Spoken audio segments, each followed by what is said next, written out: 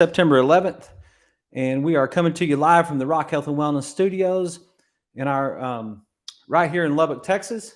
And we're glad to be here tonight. I'm excited about being here tonight. September 11th is an interesting day for all of us in the United States and really around the world. We all know what this day is about and what happened on this day a long time, not really that long ago, but it's I don't really know if I can add anything to it. I just know that I recognize it, just like I think all of our listeners recognize it, and we're glad for all the people that have stood up for our country and taken care of our country, and we sure hope nothing like that ever happens again. So, but we're glad to be here tonight. It's going to be a great show. We're going to talk about some technology that we have in the office called the Right Eye technology and the Reflex app technology, and I'll get into that here in just a bit. But I wanted to start off the show by talking about, so one of the things that is in my past is college football.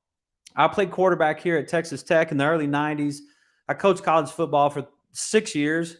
In the last 3 years I coached for Texas Tech. So the Red Raiders have a big place in my heart. I've been a big fan for it's been 30 seasons now since I played, and 24, this is the 24th season since I coached. And so I've gotten to watch a lot of football, and I thought it was really interesting.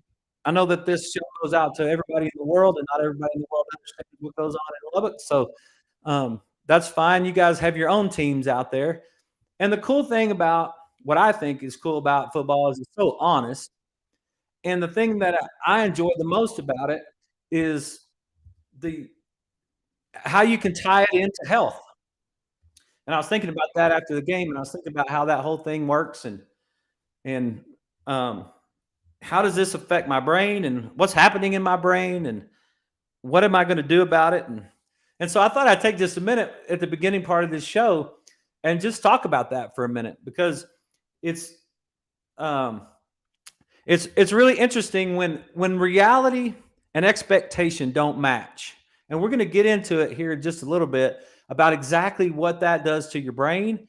But really what happens is it's threatening to us, right? It creates a threatening response. And we have chemicals in our brain, dopamine and adrenaline. It's chemically known as epinephrine or norepinephrine, that's inside of our brain. But we have chemicals inside our brain that kind of fire one side of our brain or fire the other side of our brain. And our right side of our brain is the part that really runs off of adrenaline, and our left side of our brain runs off of dopamine. And what happens inside of our brains is when expectation and reality don't match, then that sets off an adrenaline response and a hyperactivity in the right side. And that causes us to get fussy and irritated sometimes and on high alert. And so when you watch a football game like we did on Saturday, our guys had a chance to win the game at the end. They got all the way down to the very end, and they had 1:10 to go. They had one timeout. They had to drive down the field. They were down by 1 point. All they had to do is drive down the field and kick a field goal. So everybody in the stadium was expecting something, right? The Oregon guys were expecting to stop us. The Red Raider guys were expecting to win. All the fans were expecting us to do it. And then all of a sudden, we threw an interception, and Oregon ran it all the way back for a touchdown. And you could just feel the whole air deflate out of the whole stadium. And so it was like, man, that was disappointing. But from a health standpoint, what actually happened to us? We had this buildup of dopamine on the left side of our brain. We were anticipating victory. We were anticipating the next play. We were anticipating how things were about to work out in our favor, what we expected to happen. And then all of a sudden, reality hit, and it didn't go like we thought it was going to go.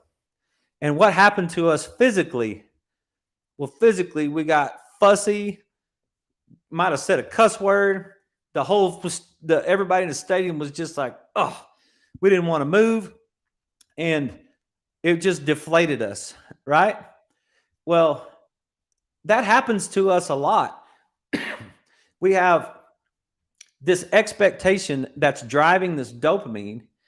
And then all of a sudden, our expectation and our reality don't match. And so we get this drive of adrenaline in our right brain, and all of a sudden it makes us want to shut down. When that happens to us in a workout, when that happens to us in life, one of the things that it does is it shuts off our motor cortex in our brain, the part of our brain that gets us to move. And so you kind of, if you have a favorite team and you're watching your favorite team on TV, and then all of a sudden your favorite team does something bad or ends up losing. Like I've got family members that get really bent out of shape if the Cowboys don't win on Sunday, and they'll just have a horrible week. They'll just be fussy for the rest of the week, or they'll be fussy for the rest of the day. You won't even be able to talk to them. And neurologically, what happens right there is that we have this imbalance between right side and left side brain. It happens, that right there happens to us all the time, over and over and over again throughout our day, throughout our week, throughout our month, throughout our year, because what we expect to happen and what actually happens is not the same. And that causes that adrenaline rush, and then it causes us to be fussy. And one of the things I hope that we get out of this channel in this show is that over time you start to understand what's going on inside your brain so that you can have more control over your health. And I want to get to, I had a new patient today, and I want to talk about some of the experiences that we had in the office today, but it's, we don't really understand what's happening to us, and it gets really overwhelming sometimes. And then we start trying to find solutions to problems that really aren't problems. They're just brain chemistry based on definitions and strategies, based on ideas that we had, based on our expectations. And I had to stop myself and think, because it took me a few minutes. I had to kind of break it down. I had to stop and think about, okay, what actually happened right there? What's the issue why am I fussy about this? First of all, what was my goal for going to that game? Right? Because if I don't really understand my why, and that's the thing I talked about on the very first night of the show, is that you got to develop your why first before you develop your what's.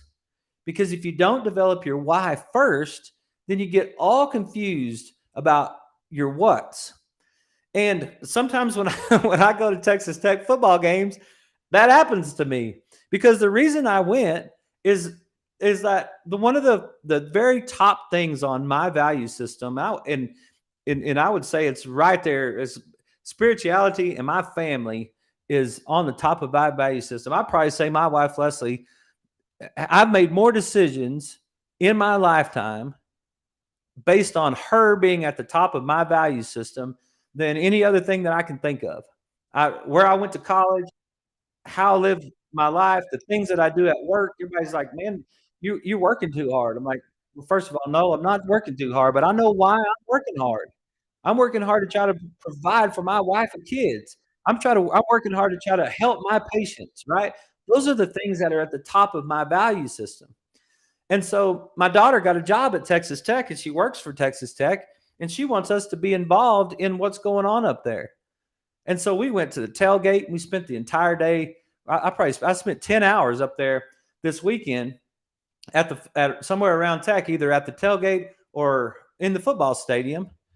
And the reason I went there was for my daughter and my wife, my family. That's the reason I went to the game. That's the reason I went to the tailgate. That's the reason that I bought the season tickets. I went up there to support my daughter. And then it was really easy for me to get caught up in the day and forget exactly what I was up there for. Because what happens to us is our left brain is the detail-oriented working part of our brain. It's the part that does the work. That's why most of us are right-handed. That's why we say, I got to get a grasp on things, or I don't really have a good grasp on things. We say that because our left brain is trying to function with our right hand. If you ever watch a little child, like you take a year-old child, and you bring that child like the mom's holding the child and then they walk up to you, what the one of the first thing that happens right there is if you were to show that child something, like if you had a phone or you had a sucker or whatever, like whatever you might have, ball or a toy or something like that, and you take that toy and you hold and you kind of reach out towards that child is going to back up. And why are they going to back up? Because their right brain, that's unknown to them. That's a reality and expectation thing. They don't know what to do with that piece of information. So they're going to back up at first because they need to determine whether or not they're having a threat. Are you a threat? Is this little thing you're holding in your hand a threat? They're not real sure. But once they decide that you're not a threat or the thing that's holding in your hand is not a threat, they will reach out for that. And most of the time, they'll reach out with their right hand. And they're reaching out with their right hand because their left brain is the one that's processing the details of the thing that you're holding or giving them. So when you want to, like you want to give them a little rattler or a toy or something like that, they'll reach out with their right hand because the left brain runs the right hand. And they're trying to process things in the left brain. And the left brain is really stubborn. It's really arrogant. It's really cocky because once you get older, the left brain knows what it knows, but it doesn't know new things. It doesn't process things that are new in the environment first. It just goes back to that old thing that it used to do. And when I go to a football game, it's really easy for me because I spent the first 29 years of my life in athletics, right? It's really easy for me to just fall right into that trap. I'll just fall right into that left brain thing and I'll just start breaking down the game and I'll just start thinking about whether we should have punted on the 32-yard line or whether or not the quarterback made a good play or how come we didn't block that defensive lineman or are we going to tackle anybody or whatever, right? So we have all those things that are happening right there. And I'm evaluating all those things based on my past and what I already know. And one thing that I forgot in the process of all that was exactly why I was there in the first place. And the irritation and the watching that and the disappointment and all that sort of thing all came from the idea that, or from the result of me forgetting why I was there in the first place. And sometimes I wonder if we do that a lot. I really think we do. I think we do that a lot in life. We forget exactly what the big picture is because the big picture is processed in the right brain. And we forget exactly what is the big picture. What are we doing here? What is the whole point of this? And there was 56,000 people in the stadium. All of them had a reason to be there. All of them had their own definition of why they went to the game and what their expectations were, right? But if you get in the middle of it and then you forget what your why is, basically what I'm trying to say is that it creates a lot of stress. It creates a stress response. It creates acid reflux disease. It creates immune system dysfunction. It creates reproductive hormone dysfunction. And then what happens to us is we end up having a symptom in one of those areas. Our posture gets bad. You know how many people that are stressed out? You ever been stressed out and someone says, sit up straight, and you just have a really hard time doing that? It's like, I don't feel like sitting up straight. Well, part of that is because you've got so much stress going on that your cortisol that's being released from your adrenal glands is causing the part of your brain that's responsible for posture to be turned off. And it's like, let's back that whole thing up. It's like, what are you stressed about? What was I stressed about on Saturday night? It was beautiful. Jones Stadium was beautiful. The new LED lights was beautiful. The whole thing was beautiful. The kids were playing hard. Tailgate was great. I didn't have a single thing in the world to complain about, to be frustrated with, to be irritated with. I didn't have any reason to increase my blood pressure. I didn't have any reason to increase my heart rate. I didn't have any reason to get my digestive tract all out of control or have a knot in my stomach or any of that stuff if I would have just remembered exactly why I was there. And so I don't know, it's just life really, right? It's like those things that happen, and that's the coolest thing about health is you can take every single thing that happens and you can apply it to your health. You can use all the things that happen in life and you can just apply it to your health.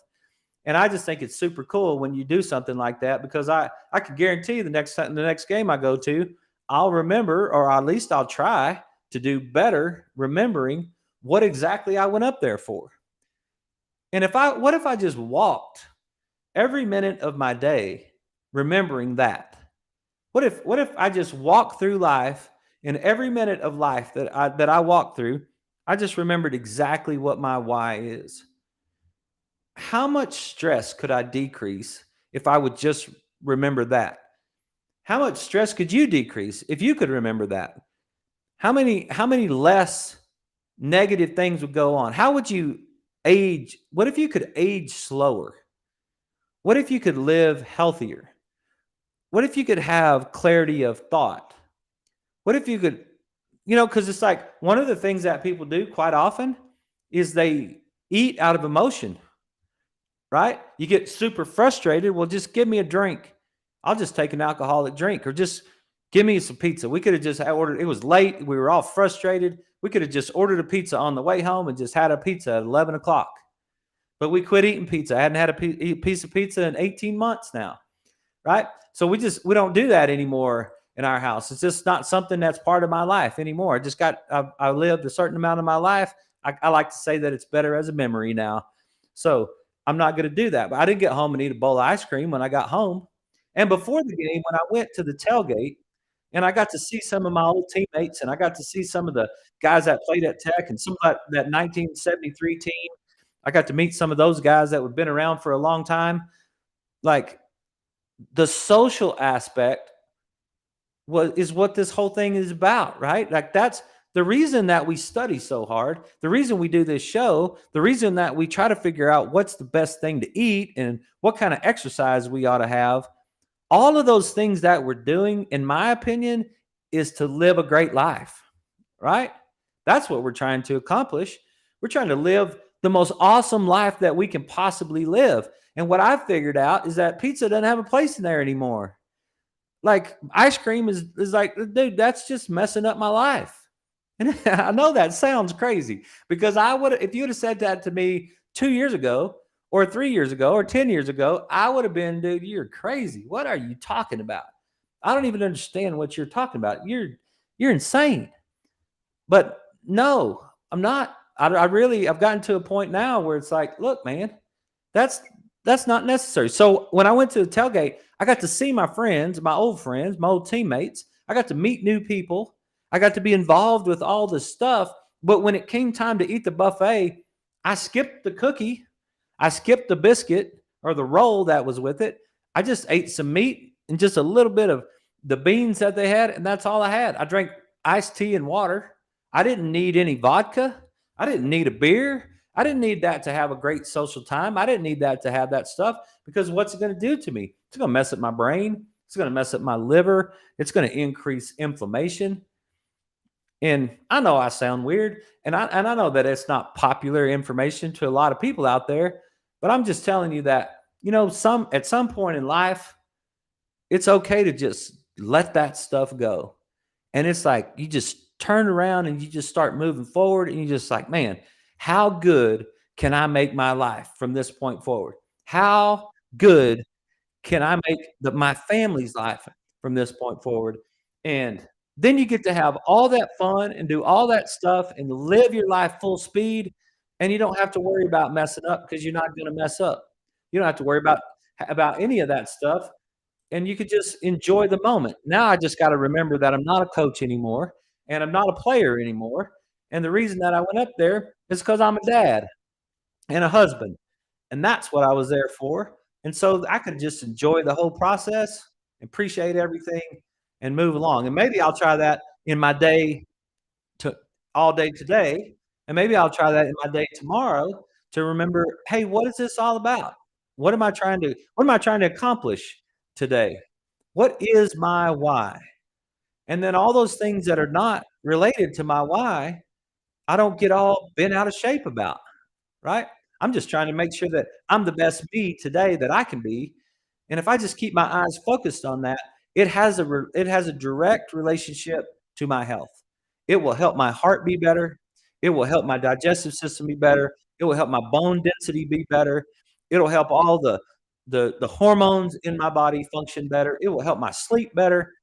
The whole thing altogether will be better when I'm focused on that, just like that. So, so I wanted to talk about, now that I've had my little soapbox moment right there. I wanted to talk about some of the things that we do in the office that helps us evaluate how a person's brain is functioning, right? So if you're in that situation right there to where your brain's not functioning properly, and I've had patients all over different times where they come in the office and their brains aren't functioning properly. And they'll come in for one problem, like they might have a pain in their shoulder, like something's not going right in their shoulder. And you start talking to them and you're like, "Okay, well, what medications do you take?" And they're like, "Well, I take Adderall for ADD, and I take something else for acid reflux, and I take something else for sleep, and I take something else for muscle pain." And then we start going through the list, right? And what starts happening to me when I start listening to that is I start saying, "Okay, wait a minute. What is the origin of this muscle pain, this shoulder pain that this person came in with? What exactly is causing that?" Because what we want to do is we just want to jump right to the shoulder pain. It's really easy to just go right into the shoulder pain and say, "Oh, well, I'll just work on that shoulder." But it's like, wait a minute. The shoulder pain is not independent. The person is not a part. The person is a whole person. And so when we evaluate somebody at the Rock Health and Wellness Center, we evaluate the whole person. I'm not interested in evaluating the part because I'll lose. That's not going to work. If they come in and they have shoulder pain and I just jump right to their shoulder and I don't understand the big picture of them, that's a left brain model, right? That's a left brain detail model that I want to jump right into that shoulder. And it's like, wait a minute, that's not how it works. Why is their shoulder malfunctioning? Okay, well, my shoulder was working just fine, and I fell off of a 4-foot ladder and I landed on my shoulder. And I don't have any other problems. I'm not taking any medication. I just my shoulder hurts. Okay, well, that's easy, right? I mean, that's pretty easy where now you can get the big picture and say everything's been going pretty good, but now all of a sudden we've got one specific thing that's not working right. And so that makes it easy. Now we can go to the shoulder. But what if a person just wakes up one morning and their shoulder's not functioning properly? Or they had a surgery and it put them under anesthetic, and when they came out of anesthetic, the shoulder wasn't working properly. Or it's just been kind of bothering me for a while, right? It's just like this whole shoulder thing, it just kind of goes and it comes and goes, and it's just been bothering me for a while. I don't really know what's happening. And then, so what we do at the Rock is we try to look and say, okay, what is the big picture of this human being? And when that person starts telling me things like my thyroid doesn't work, I have stomach acid, my reproductive system, my hormones are all out of whack, my posture's bad. I can tell their posture's bad just by looking at them, right? When I start going through all that, what I start doing is I start reverse engineering how their brain is firing. And it's taken me a long time to get to this level, but that's kind of what I start to do. I start to look at it and say, okay, what I know about the brain is that the upper brain dampens the lower brain. The upper brain is like the senior class, the lower brain is like the freshman, and the seniors dampen the freshmen. But if the seniors get tired or exhausted, then they quit dampening the freshmen. Same the brain, when the upper brain, when it gets tired or exhausted, it will quit dampening the lower brain, and the lower brain has this little part called the amygdala, and the amygdala is what's gonna fire, and it's going to escape, and that's gonna set off your sympathetic stress response, and that's gonna start to cause all kind of downstream problems, and there's usually going to be more than one of them at a time. And so you're going to start to have things like the acid reflux or the thyroid problems or the digestive tract issues or the immune system issues, or you start getting into reproductive issues, and those things are all leading back, and that also ties right into the shoulder problem. And we've got when we get back from the break, I want to break down exactly how that works and what the shoulder problem is and how it happens, and then how that connects and how we look at it with some technology that we have in the office. So we're, we've got some tech because when I see that patient, what I want to do is say, hey, how do I get a picture of what's going on inside that person's brain so that it has a way of mapping out for me?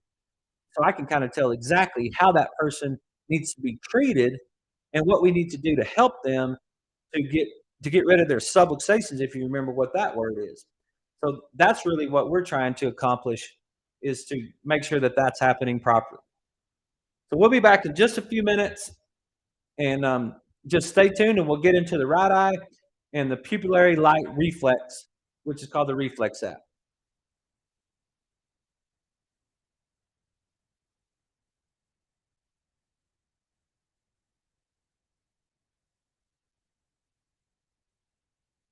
And for all the Facebook people out there, hope everybody had a great weekend. I hope you guys are doing good. If you have any questions for us and you'd like to send us some questions, feel free to do that. You can send them through the Facebook or the YouTube, and I should get them here in the office. Or if you want to send us a text, we have a text line 806-794-0400. You can see it going across the bottom of the screen. And so if you have any questions, if you don't want your name to be on Facebook or whatever, asking a question and you want to send us a text, then feel free to do that. One of the ones I got, and I'll answer it during the break right now, but one of the ones I got a question from one of our listeners, and it was talking about he's a relatively healthy guy. He he handles his diet really good. He's in pretty good shape, and he's really in really good shape if I remember properly. And how can he go to bed at night and then all of a sudden wake up the next morning and he can't walk? And so the that's really an interesting situation. It's like, well, one thing I would say is that because he couldn't walk because he had so much back pain. And the one thing that I would say is that the pain is the last thing that shows up, and it's the first thing that goes away, but the function is underneath the pain. And so how you're functioning is you may be sitting right on tilt. Because if you think about it, how much pressure does it actually take to put on a nerve to make that nerve respond? Like, I mean, like all you got to do is take a needle and just move that needle close to your finger and just move it a little closer and just a little closer until you barely feel it. Now, if you barely feel it and that needle was on a nerve, you would feel the pain. So if you take that needle off of that nerve by just that far, you won't feel anything. So if you can get a piece of paper between the needle and your finger, then that's how far you need to get the information or to get that needle off of your finger in order for you not to feel the thing. So that's part of the reason why I'm not a pain management guy, because pain management in and of itself, the definition of it is that you feel it. Well, I'm fine. I don't have a problem because I'm fine. I feel fine. And it's like, hang on a second. What's that got to do with it? You don't have any idea how close you are for that to be set off. And if you're waking up and you're in pain, then you're way closer than you think. So maybe the function of your body is just right on the edge of being tripped, and then you could go into a real problem right there. So I think we're coming back from the break.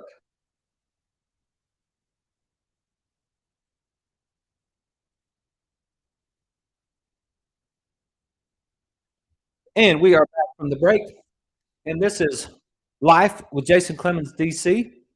And we're on Facebook Live, we're on YouTube, We're on X, which is formerly known as Twitter. I don't know how long we got to say that. We just keep saying it till everybody gets it.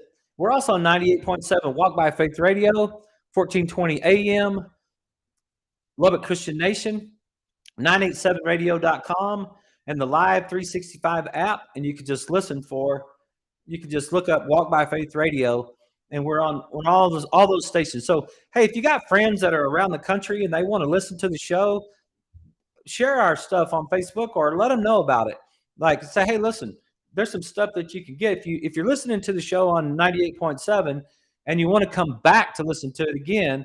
We're hoping soon to get the 98.7 Facebook page turned back on or hooked up to our system here, so that the Walk by Faith Facebook page can have these and archive these. I got to get with Ken and get that done, but if you need to, you can go to the Rock Health and Wellness Centers, and we keep all the videos on the Rock Health and Wellness Centers, or you can go to YouTube, and our channel is the @ Health from the Rock on YouTube. So if you've got some friends, if you've got a friend, just share the link with them.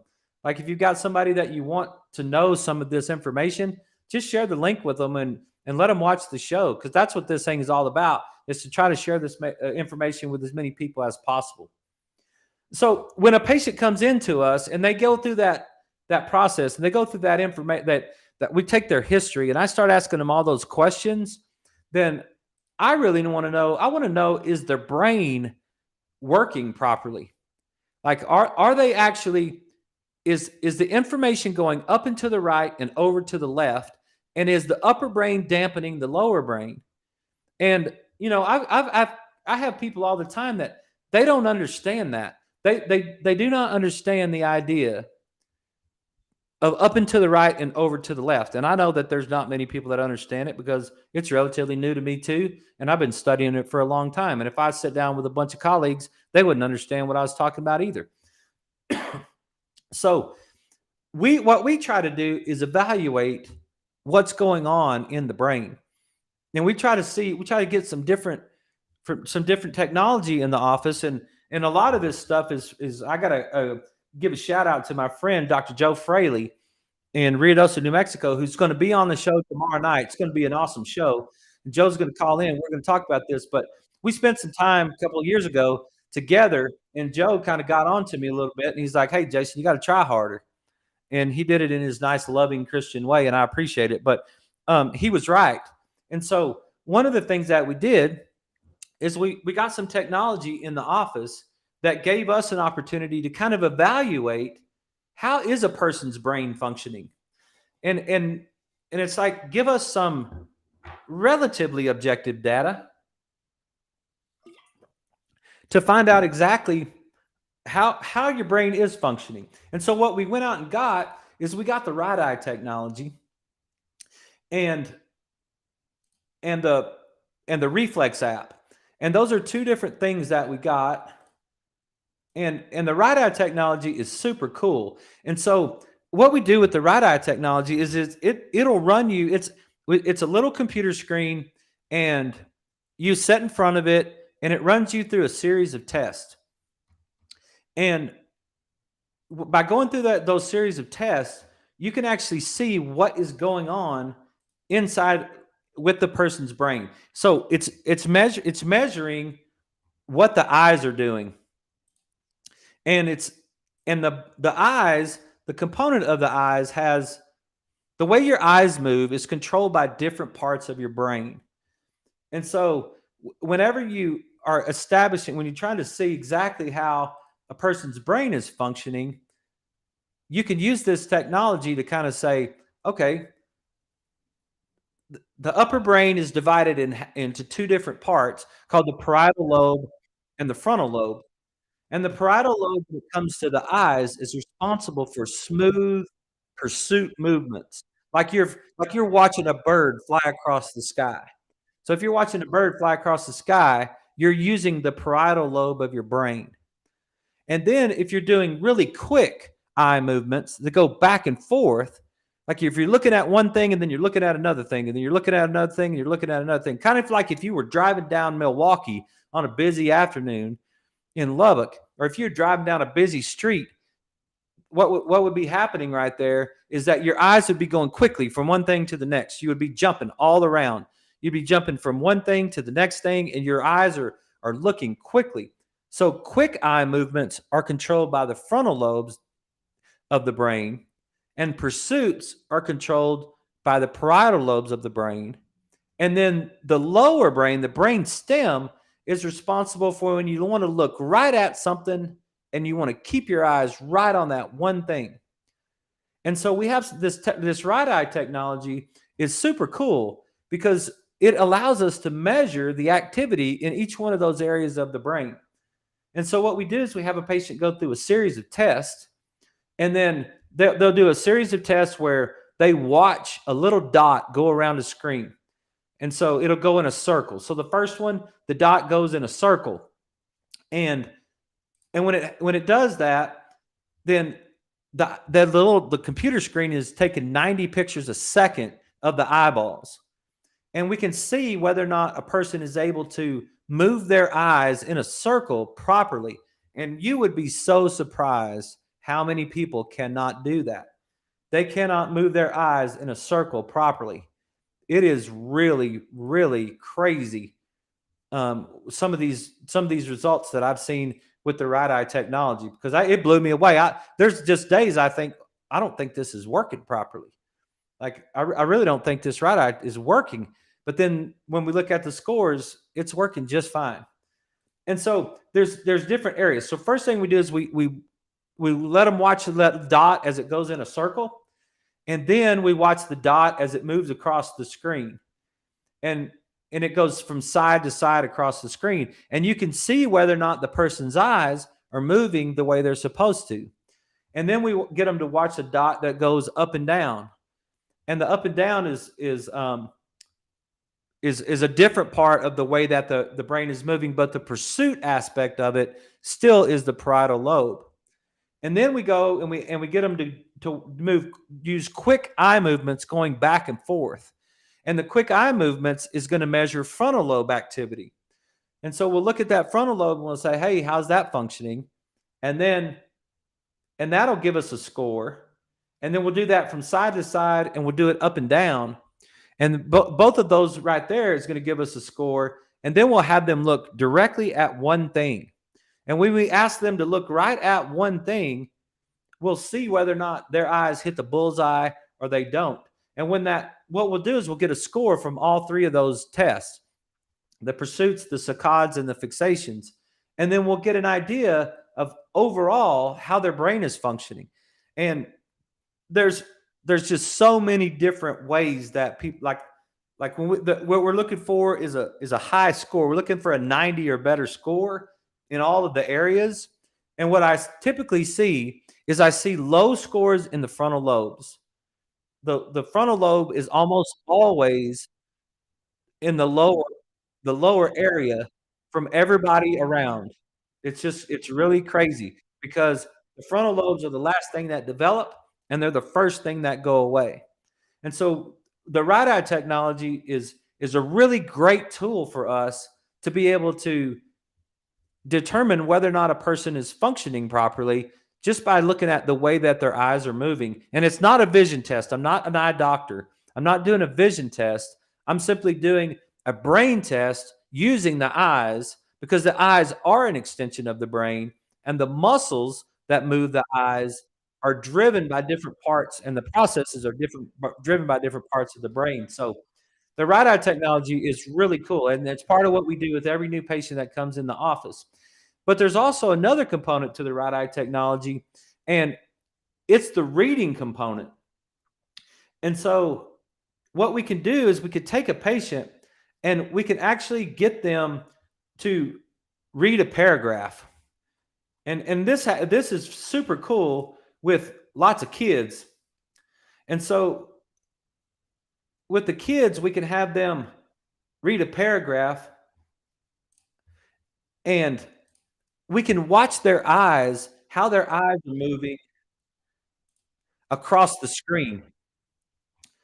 And we can actually see exactly what their eyes are doing, and we can watch it as it moves, and we can tell how, if they're keeping their eyes, like when they read a paragraph and it's a simple little paragraph like Jill likes to play with the animals on her farm, the cow she likes the most is are all black.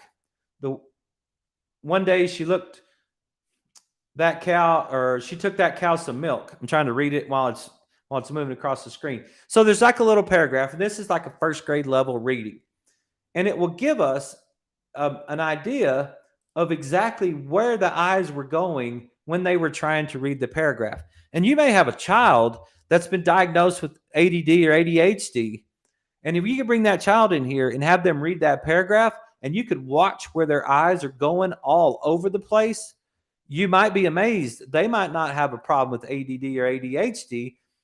They might not be able, their brain might not be able to fire properly, or their brain might not be firing properly. And that's causing them to not be able to see the words on the screen or in their book or whatever. And it's like making it super challenging for them to read. And so if you got a little one that's not functioning properly, you got a kid that's been diagnosed with ADD or ADHD, and you would like to have them tested, give us a call, because it would be so cool to bring them in here and run them through some of the stuff that we do to see if they're having a problem with the way that their brain is functioning. Because I don't buy the idea that I think there's very few kids that have a chemical imbalance in their brain due to some sort of structural problem in the brain or firing pattern in their brain. I think the majority of those kids have neurological firing patterns that are off, that are causing the symptoms because the brain is not firing the way it's supposed to. It's not firing up and to the right and then over to the left. And so because it's not firing up and to the right and over to the left, they're now not able to pay attention to things, because there's I think we might have mentioned this on the show in one of the previous shows, but there's 5 levels of attention. And in the 5 levels of attention, 4 of those 5 levels of attention are on the right side.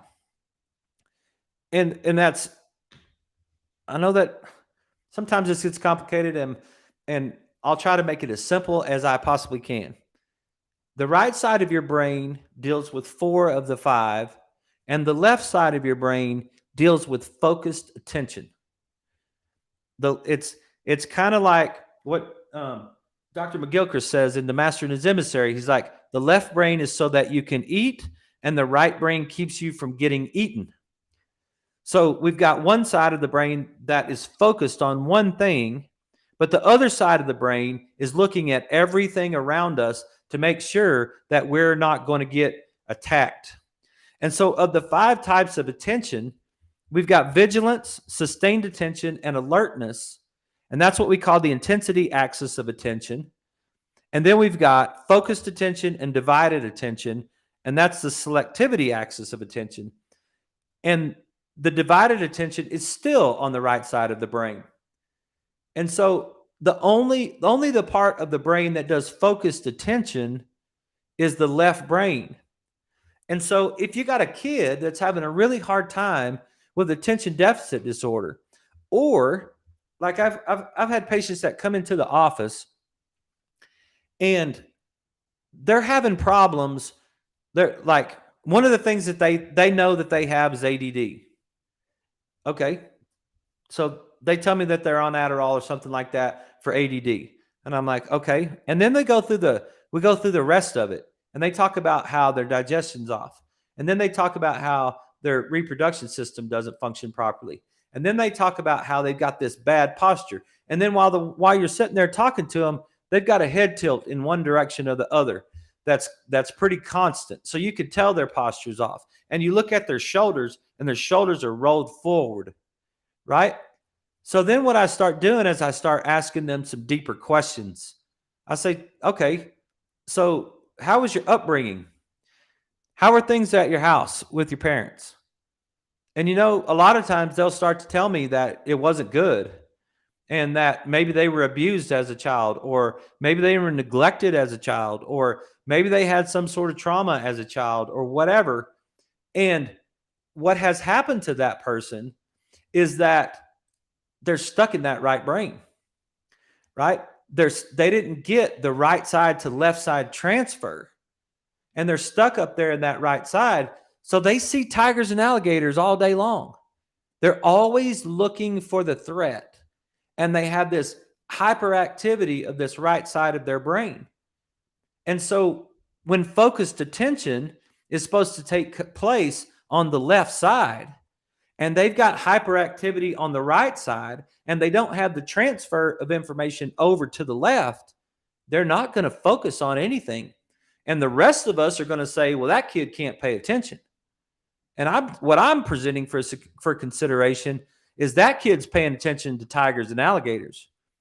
That kid's paying attention to threats. Their brain, whether they're consciously doing it or not, their brain is paying attention to the threats that are being fired off on that right side, and they're not paying attention to the one thing that they're supposed to be focused on. And they say, well, you just need to focus.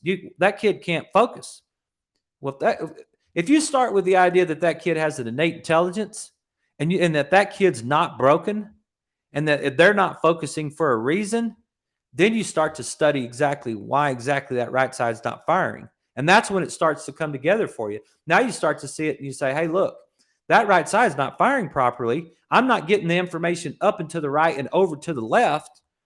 So I'm down on the left, and I'm hyperactive on the right. And you know what that kid's going to do? Dopamine is a left brain thing. So that the left side of the brain has an affinity for dopamine. Well, if we're not getting that up into the right, over to the left pathway, we've got low left side activity of the brain.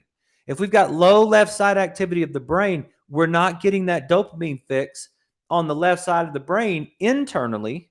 The internal system is not firing that left side. So the person starts going outside to get it. That's when they start going to sugar. That's when they get a little older. That's when they start going to alcohol. That's when they start going to driving fast. That's when they start going to those what we call reckless behaviors or unacceptable behaviors. And a lot of times it's simply to get some dopamine on the left side. We do it all the time. Like it's really amazing. Like why do we got to have 16 cases of vodka at a tailgate? Why do we got to have cases of beer at a tailgate? Where did that come from? Why do we got to have donuts at church? What in the heck is that all about? Right? Why are we feeding ourselves sugar all the time that we just can't do without it? I've had patients tell me they just can't go to sleep at night unless they have a little drink. I'm like, what? Like, what does that mean? Like, how is that healthy? Right? Well, what is happening right there to that person is they're not getting that left side stimulation, and that left side brain is not getting that activity. And so that left side brain is going damp. It's going dull on them, and they'll search for it from the outside, right? So when we look at the technology that we have in the office, those are things that we do. This right eye technology, it's just super cool. We can see how your parietal lobe is working, how your frontal lobe is working, and what's going on with the neural integration between your brain stem and the upper part of your brain. And then that gives us a picture of kind of how things are working. And then we can take this other technology, and it's called the pupillary light reflex. And you've been to the doctor before, and the doctor shines the light into your eye to see if your pupil will constrict. Well, there's a little bitty part of that process that actually has to do with the light hitting the eyeball and making the pupil constrict. There's a little bit of that that's actually just has to do with the light itself. But there's a lot of it that has to do with the way that the brain is working. And so when you look at how the brain is working, now you can see and you could be like, okay, if I shine a light in someone's eye, can they hold that constriction, or does the pupil give up? And that is giving us indications of how the whole brain works, because it's an entire brain process. When you look at pupils in someone's eye, it's an entire brain process. It's not just the light that hits the pupil that makes the pupil constrict. It's an entire brain process that makes the pupil either constrict and stay constricted or open back up. And that has I could I could break that down for you, but I would get in trouble from every listener on the show because they'd be like, I didn't understand a single thing that he just said. And that's exactly true, because I could break it down for you, and I don't even know if I understand every part of it. But it's because it's a really, really intricate part of brain function.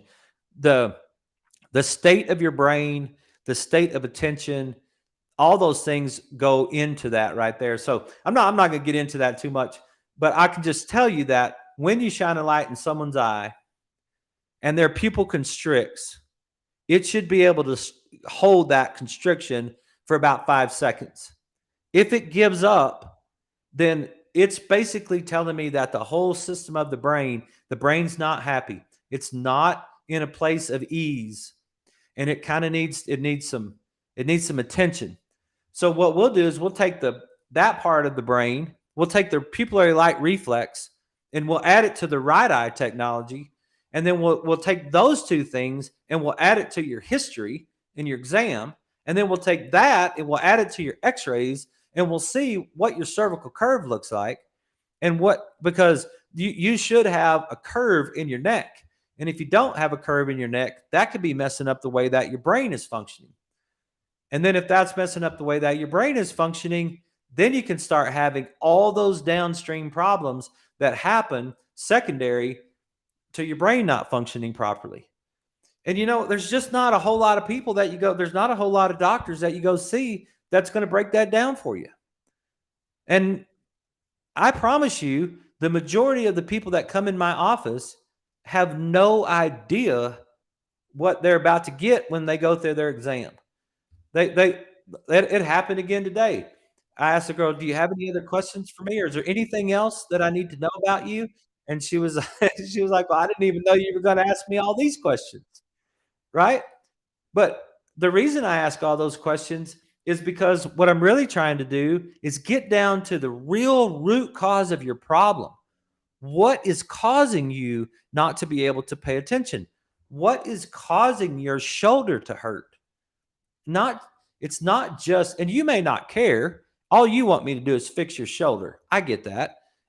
But you want me to really try to get you well and not just put a Band-Aid on it for you, right? And if we don't break down some of these issues, maybe your shoulder is hurting because your cerebellum is turned off and your frontal lobe is turned off. And that's causing your posture to be a wreck. And your frontal lobe is turned off because you're still seeing tigers from when you were 8.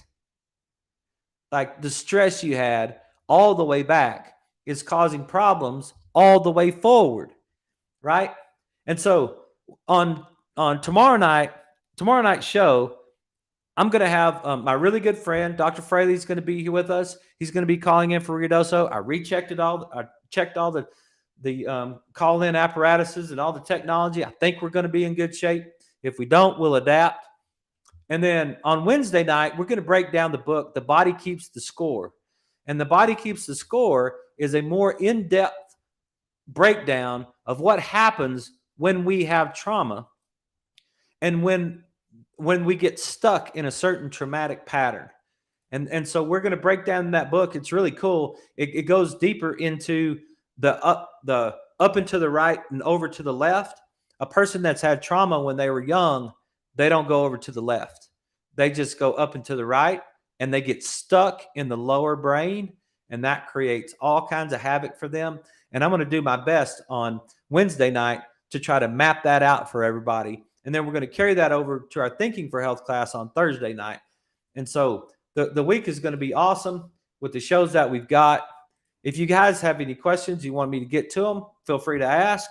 If you want to send the messages through the phone, like some of the people did this week, feel free to do that as well. I think it's going to be a great week. I'm super excited about it. And I'm going to do my best as I go through the week to remember my why and to make sure that all of those things that are not related to my why don't get me off course. and don't cause any physiological problems for me. And I hope that everybody that's listening will do the same thing. So we're coming to the end of the show. I want to say thanks to everybody, and I look forward to seeing you as we go tomorrow.